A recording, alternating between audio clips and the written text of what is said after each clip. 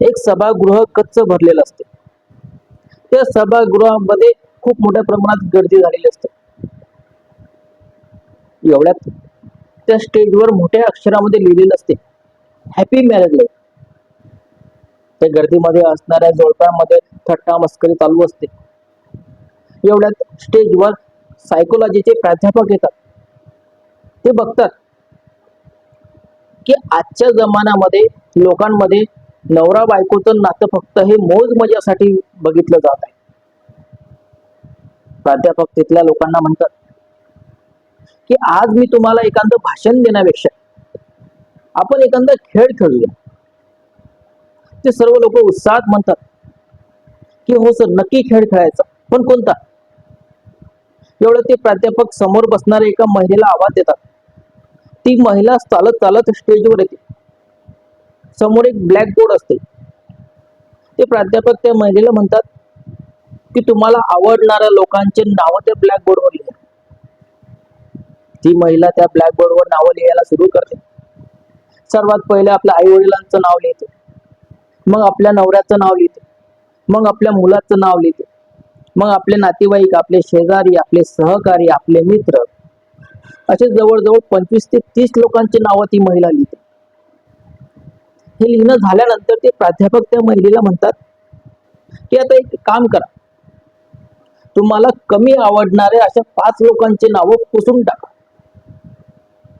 ती महिला विचार करते आणि आपले सहकारी असे 5 लोकांची नावं पुसून टाकते.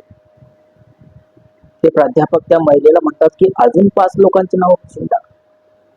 ती महिला अजून 5 लोकांची नावं त्या ब्लॅक बोर्डवर पुसून टाकते. असं करता करता प्राध्यापक प्रत्येक वेळी त्या महिलेला त्यांना कमी आवडणाऱ्या लोकांची नावं पुसायला लावते आणि ती महिला प्रत्येक वेळी नावं पुसत जाते. आता असं करता करता त्या ब्लॅक बोर्डवर फक्त 4च नावं राहतात. एक त्या महिलेचे आई वडील, एक नवरा आणि दुसरं म्हणजे त्या महिलेचा मुलगा. आता त्या ब्लॅक बोर्डवर फक्त 4च नावं असतात. ते प्राध्यापक त्या महिलेला म्हणतात की आता असं करा, यातले 2 नावं अजून पुसून टाका. ती महिला लढायला लागते. आता कोणाचं नाव पुसायचं?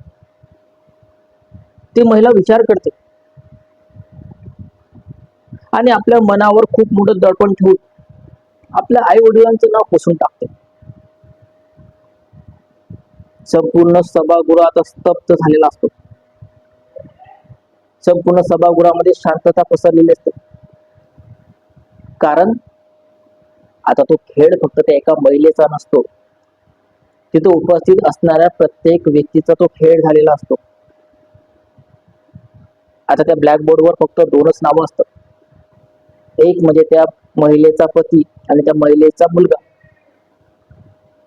ते प्राध्यापक त्या महिलेला म्हणतात की आता यातलं अजून एक नाव पुसून टाका.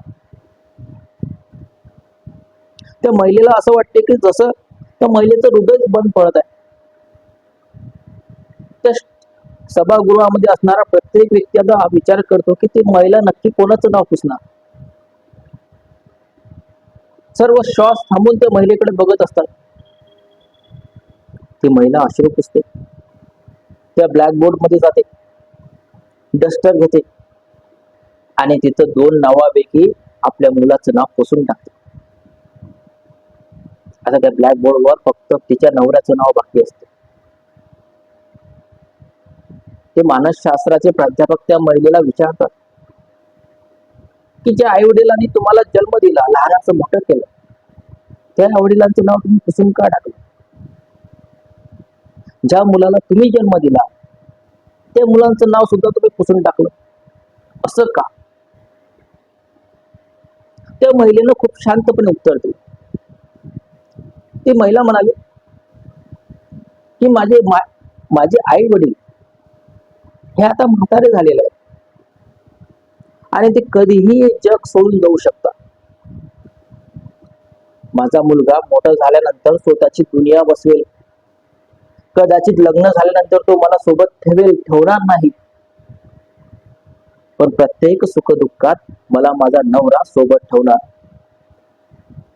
माझ्या शरीराचा अर्धा भाग म्हणजे माझा नवरा आहे. कितीही कठीण परिस्थिती आली, कसेही दिवस आले, तरी माझा नवरा माझी साथ कधी सोडणार नाही. आणि म्हणून मी माझ्या आई वडिलांचे आणि मुलाचं नाव सुद्धा पुसून टाकलं आणि माझ्या नवऱ्याचं नाव त्या ब्लॅकबोर्डवर ठेवलं.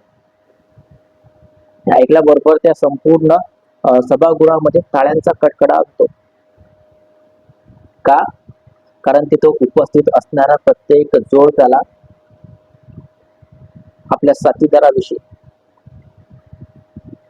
आपल्या नवऱ्याविषयी किंवा आपल्या बायकोविषयी एक नवीन दृष्टिकोन लाभलेला असतो.